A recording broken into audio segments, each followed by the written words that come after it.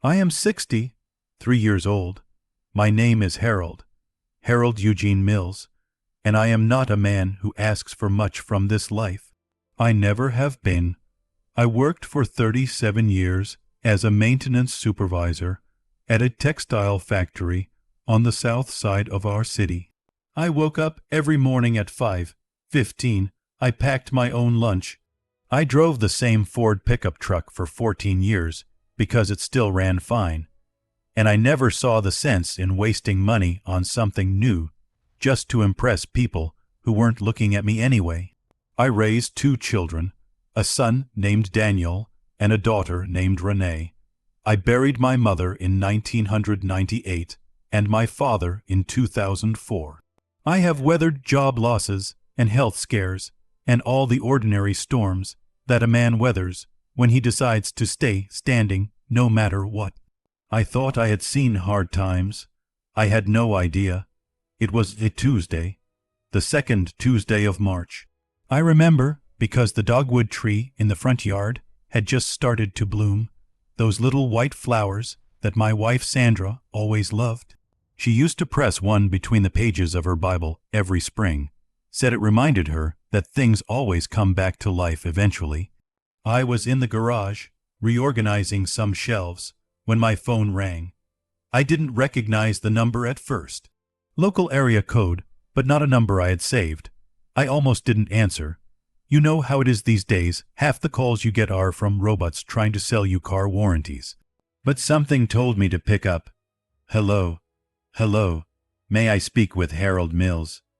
The voice was professional, calm, a woman's voice, measured and careful in a way that immediately told me this was not a casual call. This is Harold. A pause, just a half-second pause, but I felt it. Mr. Mills, this is Patricia Greer calling from First National Community Bank on Riverside Drive. I'm the branch manager here. Okay, I said slowly, setting down the box of old tools I'd been sorting. Another pause, longer this time. Mr. Mills, I'm not quite sure how to say this, and I want to be very careful because I could be wrong, but I don't think we should wait. I think you need to come in. My chest tightened. What's this about, Ms. Greer? She lowered her voice slightly, as if someone nearby might hear her. There's a woman here at the bank right now. She's been at our front counter for the past 20 minutes with a man. She identified herself as Sandra Mills, your wife, and she's asking to make a very large withdrawal from your joint savings account. I blinked. Okay. Sandra does sometimes handle the banking. That's not unusual. Yes, sir. And normally I would not call, but... She paused again. The man with her, he presented identification showing the same last name as yours. He's claiming to be you, Mr. Mills, and the reason I'm calling is, I've met you before, about 2 years ago when you and your wife opened the upgraded account, and this man, he doesn't look right to me. Something isn't sitting right. The garage seemed to tilt slightly. She said she was visiting her sick mother. I heard myself say, my voice sounded strange, distant, like it was coming from someone else. She left 2 days ago. She's 300 miles away in Greenville. Silence on the line. Then Patricia Greer said, very quietly, Mr. Mills, I really think you need to come in right away. I stood in that garage for what felt like 10 minutes, but was probably only 30 seconds. My hand was still holding the phone, even though the call had ended. The dogwood tree was visible through the open garage door. White flowers, Sandra's favorite. 31 years of springs together. 31 marches where she pressed that little flower into the pages of her Bible. I put the phone in my pocket. I got in the truck, and I drove. Let me tell you something about Sandra before I continue, because you need to understand what kind of man I am and what this woman meant to me. I met Sandra Louise Carver in the summer of 1985 at a church picnic. She was 22 years old, wearing a yellow dress and laughing at something her cousin had said. I had never heard a laugh like that before. It wasn't polite or restrained. It was completely honest. Like she didn't care who heard her. Like joy was just a thing that poured out of her, and she wasn't going to apologize for it. I knew that day. I told my friend Marcus right there at that picnic, standing beside the lemonade table. I said, I'm going to marry that woman. Marcus laughed at me, but I wasn't joking. We married in June of 1987. We had nothing. I mean nothing. We lived in a 2-room apartment with a second-hand couch and a TV that only got 3 channels clearly. We ate a lot of rice and beans that first year. I worked double shifts, and Sandra worked at the dental office during the day and took accounting classes at night. We built everything together, every single thing, the house, the savings, the family. Daniel came along in 1989, Renee in 1993, and then Sandra went back to work full time once Renee was in school, and slowly, we started to have a little more than just enough. I'm not telling you this to make myself sound noble. I'm telling you this because you need to understand what 31 years of building something together feels like. It becomes part of you. Sandra wasn't just my wife. She was the other half of every decision I'd ever made. Every sacrifice, every dollar saved, every holiday gathering and Sunday dinner and Tuesday morning cup of coffee. She was the reason I knew what home felt like. Now she was standing inside a bank 3 miles from our house with a man I'd never seen, trying to withdraw money from the account that held every penny of our retirement savings. $147,000, the number Patricia Greer had mentioned right before she said, "Come right away." $147,000. I pulled into the bank parking lot and sat in the truck for a moment. I am not a dramatic man. I don't believe in making scenes. My father raised me to handle difficult things quietly, with dignity. He used to say, "Harold, a man who shouts has already lost the argument." I've lived by that. So I straightened my shirt, I took a breath, and I walked in. The First National Community Bank on Riverside Drive is a small branch. Not one of those big glass tower branches downtown. Just a quiet neighborhood bank with 6 teller windows, a row of desks for the managers, and a little waiting area with fake plants and magazines that are always 6 months old. I saw her immediately. She was standing at the far counter, her back to me.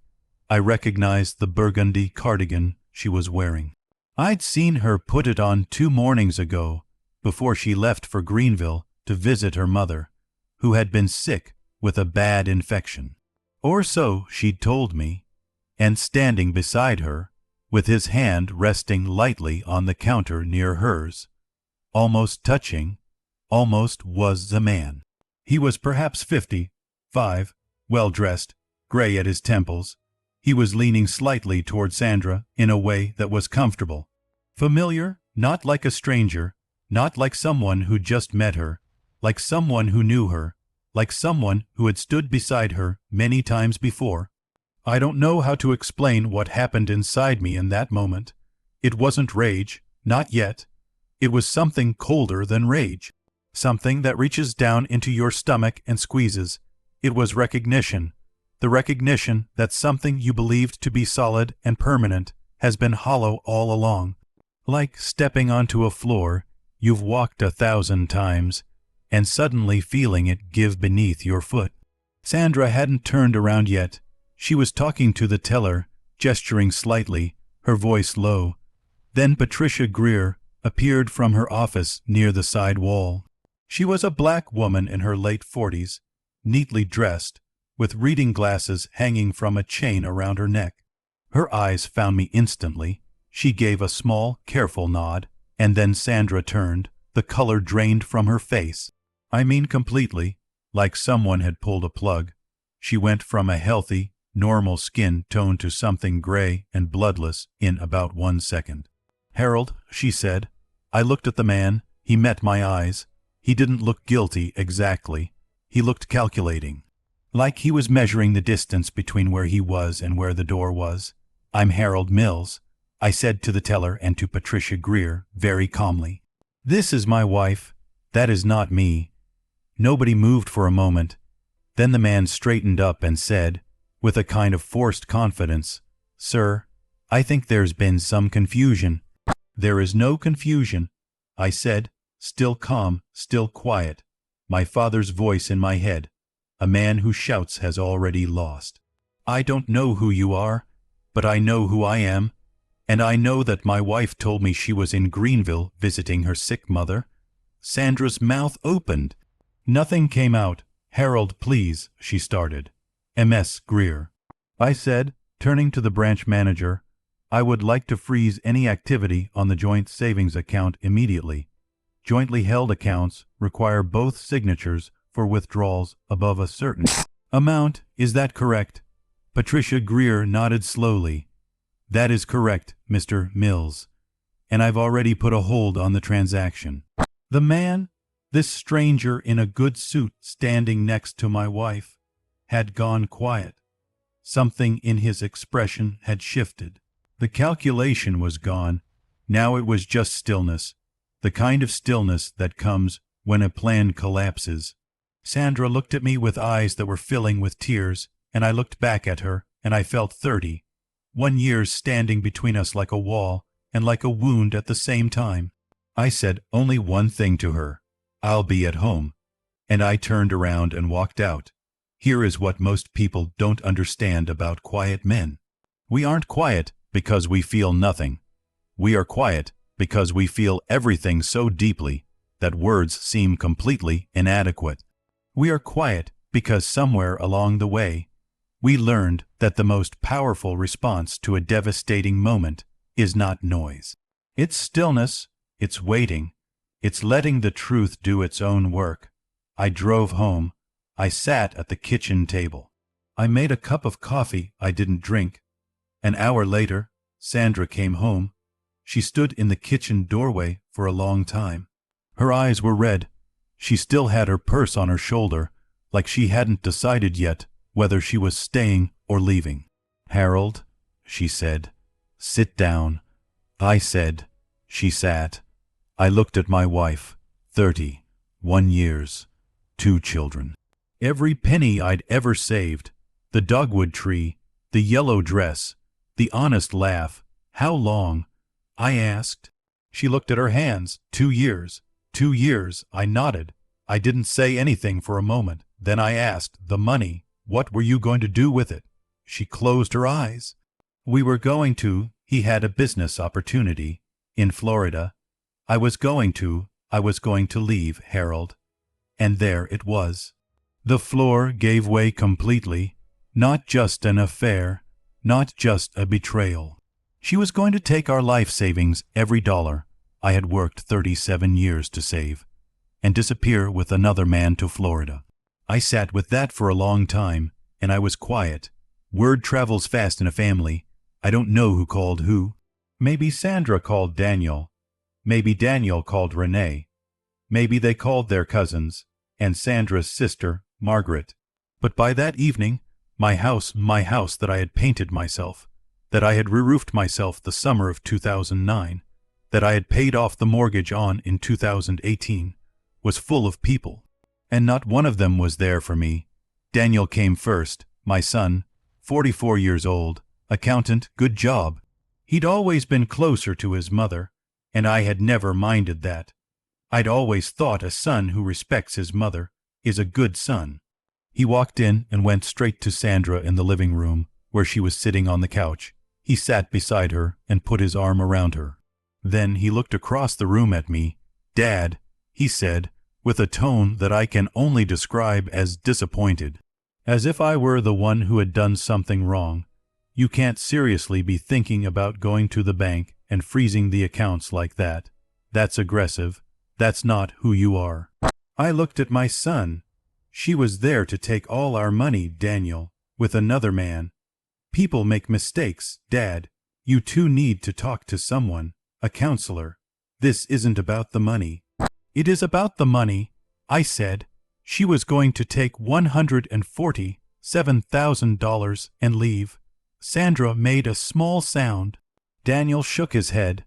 You're overreacting. You've always been stubborn. Mom has been unhappy for years, and you just never noticed because you were too busy being the quiet martyr. I heard the words. I sat with them. I said nothing. Sandra's sister Margaret arrived next. She barely acknowledged me.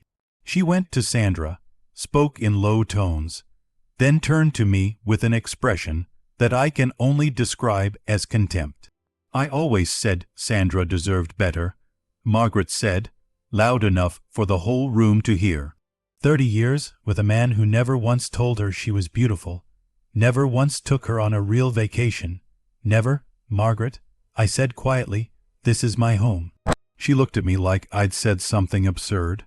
Then Renee came, my daughter, my little girl who I had walked to the bus stop every morning until she was 10 years old, who I had taught to ride a bike in the driveway right outside, who I had danced with at her wedding 12 years ago in a church hall decorated with paper flowers because they couldn't afford the real thing. She walked in and stood in the middle of the room, and she looked at me, and she said, Daddy, you need to let Mom be happy. If she found happiness somewhere else, that's not something you can just lock up with a bank account. I looked at my daughter. I said nothing. I got up. I went to the bedroom. I sat on the edge of the bed, and I looked at the photograph on the nightstand. And Sandra and me on our anniversary trip to the Smoky Mountains, 9 years ago. We were laughing, both of us really laughing, and I prayed, because I didn't know what else to do. Now I need you to listen very carefully, because this is the part of the story where everything you think you know turns upside down. 3 days after the incident at the bank, I received a phone call from a detective with the city's financial crimes unit. His name was Detective Ockafer. He asked if he could come by and speak with me. I said yes. He was a tall, thin man in his late 40s. He sat across from me at my kitchen table with a file folder and a small recording device. Mr. Mills, he said, what do you know about a man named Raymond Voss? Nothing, I said. I'd never seen him before the bank. He nodded. Raymond Voss has been investigated twice in the last 8 years for financial fraud targeting married couples. Specifically, he targets women in stable, long-term marriages. He finds them online. Through social platforms and community groups, he builds relationships over months. He gains their trust, and then he convinces them to access marital assets, savings, retirement accounts, property, equity, and transfer that money into his control. I stared at him. He has a very sophisticated method. Detective Ockafer continued. By the time the women realize what's happening, if they realize, he's already disappeared with the money. Several of his previous victims were left with nothing. One woman lost her family home. I felt something moving in my chest, like a tide, are you saying? I said slowly, that my wife that Sandra was. Mr. Mills, we believe your wife was a victim. We don't believe she fully understood what Raymond Voss intended to do, based on our interviews with her in the past 48 hours. You've been talking to her? Yes, sir. She came to us voluntarily yesterday morning. She was quite distraught. He paused. She told us that Raymond had told her the money would be invested in a Florida development that would triple its value in 18 months.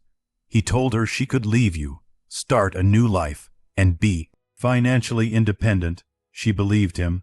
I was quiet for a long time. She was going to leave me. I said, that part was real. Detective Ockafer met my eyes. Yes, sir, that part was real, but the man she was leaving you for was not real. He was a character, a performance. The real Raymond Voss has done this 7 times that we know of. Your wife is the first one who didn't complete the transaction, because of you, because of MS, Greer at the bank. He closed the folder. Your wife has been fully cooperating with our investigation. She's provided all communication records, all documentation. She's also, he paused, chose his words carefully. She asked me to tell you that she is sorry. She knows that's not enough, but she wanted you to know. I sat in that kitchen for a long, long time after Detective Ackerfer left. The sunlight moved across the floor. The refrigerator hummed. Somewhere outside a neighbor's dog barked twice and then went quiet. I thought about Sandra at 22 in a yellow dress. I thought about rice and beans in a 2-room apartment. I thought about the mortgage we paid off in 2018 and the look on Sandra's face when I showed her the paid-off document. Pure, genuine, uncomplicated joy. I thought about how a person can be so lonely inside a life that looks fine from outside.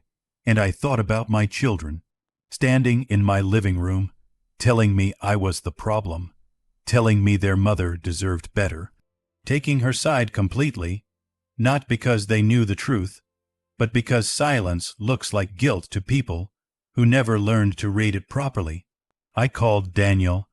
I told him to come to the house, to bring Renee, to bring his wife Carol if he wanted. I told him I had something to show them. They arrived that Saturday morning, wary, a little defensive. Daniel had his arms crossed before he even sat down. Renee wouldn't quite meet my eyes. Sandra was there too, sitting at the far end of the kitchen table. She had been back home for 2 days. We hadn't spoken much, just the necessary things. She looked like a woman who had been underwater and had just broken the surface, exhausted and ashamed and breathing carefully. I placed Detective Ackerfer's business card on the table. I placed the printed case summary he had shared with me. I placed 3 printed news articles about Raymond Voss, stories from 2 other cities where he had operated, complete with photographs. And then I sat down and I waited. Daniel picked up one of the articles first, his eyebrows pulled together. He read, he set it down. He picked up the case summary. His face went through several stages that I watched carefully. Confusion, then understanding, then something that looked like the beginning of shame. Renee had her hand over her mouth by the 3rd paragraph. I let them read everything. I didn't say a word. Finally, Daniel looked up. Dad, you told me I was overreacting. I said, quietly, no anger, just truth. You told me your mother deserved better. You told me I was being a stubborn martyr. In my own house. About money I earned over 37 years. He swallowed. Renee, I turned to my daughter. You told me to let your mother be happy, that I was trying to lock up her happiness with a bank account. Renee's eyes were full. Daddy, I didn't know. No, I said. You didn't know, but you didn't ask either. You walked into my house, and you decided what the truth was before you had any of the facts, because it was easier to believe I was the cold, stubborn, loveless husband than to believe that anything else might be happening. I let that sit. I have been quiet my whole life. I said, I have worked and I have provided and I have been steady. And somewhere along the way, all of you mistook my silence for emptiness. You thought because I didn't shout about how much I loved this family, I must not love it. You thought because I didn't perform my feelings, I must not have them. I looked at Sandra. And you, I said, you were lonely. I know that. I believe that. And I am sorry I didn't see it clearly enough. That is my failure, and I own it. Sandra was crying. Silently. The way people cry when they don't feel they've earned the right to make noise about their own pain. But you were going to take everything, I said. Everything we built, for a man you had known for 2 years on a screen. A man who was going to take the money and disappear and leave you with nothing. And if it weren't for one bank manager who remembered my face from 2 years ago, I stopped, took a breath. Where would you be right now, Sandra? She covered her face with her hands. Here is what I have learned in 63 years. People don't fall for con artists because they're stupid. They fall for them because they are hungry. Hungry for something they can't name clearly. Excitement, possibility, the feeling of being chosen, of being seen in a particular way they haven't felt seen in a long time. Sandra was hungry. She had been hungry for years, and I had been so focused on providing every material thing we needed that I had not noticed how much she was starving for something else entirely. I'm not excusing what she did. She made a choice. A terrible choice that could have destroyed everything. But when Detective Okafor told me that Raymond Voss was a predator who specifically targeted women who were emotionally vulnerable inside otherwise stable marriages, I had to sit with what that meant about my own role in what happened. The lock on the door was broken long before the thief arrived. I had left that lock broken for years without realizing it. After my children left that Saturday, both of them crying, both of them trying to speak apologies that I told them didn't need to be spoken, not yet, Sandra and I sat alone in the kitchen for the first time in what felt like years. Why didn't you tell me, I asked her, that you were that unhappy, that you were that lonely? She was quiet for a moment. Then she said, I tried, Harold, 3 or 4 times over the years, but you would just say everything was fine. Or you'd fix something practical like you thought my unhappiness was a leaky faucet. You could patch. That hit me somewhere deep. I didn't know how to hear it.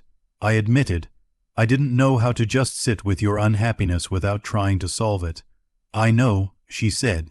We sat together in that kitchen for a long time, not touching, not quite, but present, both of us present in the same space, for maybe the first time in years. I don't know what the future holds for Sandra and me. I want to be honest with you about that. I don't know if 31 years is enough to survive what almost happened, and what did happen, and what all of it revealed. We are in counseling now. Real counseling, not the kind Daniel suggested in that first angry evening with his arm around his mother. The kind where you sit across from a professional and say the true, uncomfortable things out loud. It is hard, but I am still here, and so is she. Raymond Voss was arrested in Atlanta, Georgia, 11 weeks after the incident at First National Community Bank. He had, in fact, been operating under a slightly different name and with a slightly altered appearance.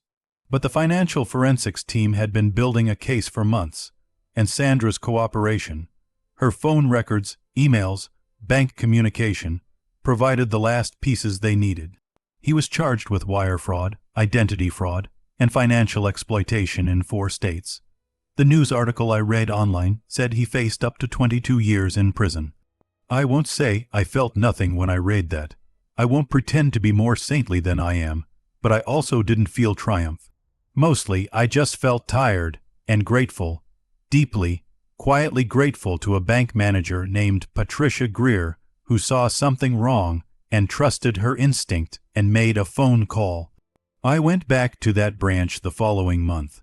I brought a box of chocolate, covered pecans, Sandra's famous recipe, and I left them at the front desk with a note. The note said, Dear MS, Greer, you saved more than our savings account that day. Thank you for seeing me clearly when I needed it most. Harold Mills. My son Daniel called me on a Sunday evening, about 4 months after everything happened. It was a different kind of call than any we had before. Not the accountant's son checking in on the aging father. Not the son who'd always slightly dismissed his quiet, working-class dad. It was Daniel the man speaking to Harold the man. He said, Dad, I've been thinking about something you said, that we mistook your silence for emptiness. Yes, I said. I've been doing that my whole life, he said. I've been doing it to Carol, my own wife. She's been trying to tell me for 2 years that she's lonely. And I keep fixing things, practical things, like you said, like a leaky faucet. We talked for 2 hours that night. 2 hours, me and my son, talking like we had never quite talked before. I don't know if that conversation would have happened without the bank call, without the betrayal, without the Raymond Voss catastrophe that ripped everything open and made all of us sit in discomfort of what was real. Sometimes the worst thing that ever happens to you becomes the most necessary thing that ever happens to you. I don't say that lightly. I know it sounds like something you'd read on a poster in a waiting room, but I mean it in the most specific, particular, non-decorative sense. I mean it the way a bone means it after it's been broken and reset, stronger at the break, and never quite the same, but functional, still working, still holding weight. Renee came to visit last spring. She helped me repaint the back fence. We worked mostly in silence, and it was a good silence, the kind between two people who don't need to fill every moment with words. Not the silence of distance, the silence of peace. At one point, she set down her paintbrush and looked at me and said, "Daddy, I need to say something." "Okay," I said. "I am so sorry that I came into your house and took sides before I knew anything. That was wrong. That was disloyal, and you didn't deserve it." I nodded. "I also want you to know," she said, "that I've been watching you my whole life, the way you showed up every single day, the way you never complained, the way you just kept going no matter what." She paused. I used to think that was just, I don't know, normal, boring, even. I thought quiet and steady was the same as unimportant. She picked up the paintbrush. "It's not," she said. "It's actually everything.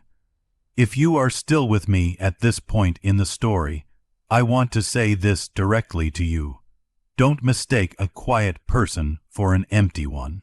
Don't mistake steadiness for lack of passion. Don't mistake endurance for lack of feeling. Don't mistake a person who doesn't shout their love for a person who doesn't have it. And if you are the quiet one, if you are the herald in your story, I want to say this. Your silence is powerful, but it is not a complete language. The people who love you sometimes need to hear the words, even when the words feel inadequate, even when you think the years of showing up should speak for themselves. Sometimes they don't. Sometimes you have to teach people how to read you. Love is not just presence. Love is also communication. Love is also the courage to say out loud, in the middle of an ordinary kitchen on an ordinary evening, "I see you. I know you're hurting. Tell me what I'm missing." And if you are someone who walked into a room and took a side before you knew the truth, if you assumed the quiet one was the guilty one, remember how that felt. Remember the moment when the whole story turned and you saw how much you had gotten wrong. That feeling is a teacher. Let it teach you. Let it make you slower to judge. Let it make you quicker to ask. Let it make you willing to sit in a moment's uncertainty, rather than rushing to a verdict that feels satisfying, but has no foundation. Because the truth is almost always more complicated than the first version you hear. And the people who say the least are often carrying the most. I am 63 years old. I have survived a thing I never expected to survive. I am still here, in my house with the dogwood tree in the front yard. The flowers are back this spring, as they always are, white and small and honest. Sandra pressed one between the pages of her Bible again this March. I watched her do it. We didn't speak about it. But we both knew what it meant, that things come back to life eventually. Even after winter, even after the cold, even then.